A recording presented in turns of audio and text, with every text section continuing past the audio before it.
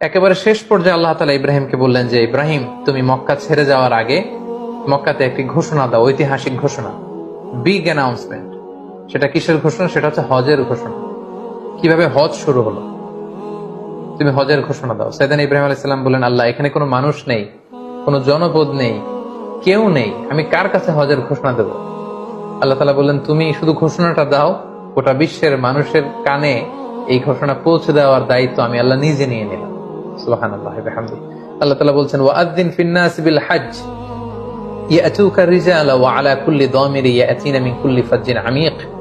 ইব্রাহিম, তুমি ঘোষণা দাও, তোমার এই ঘোষণার বদৌলতে দেখবে আগামী বছর থেকে গোটা বিশ্ব থেকে মানুষ আসতে শুরু করবে।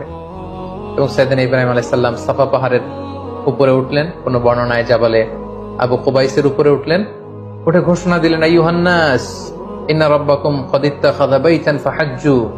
হে গোটা বিশ্বের মানুষ,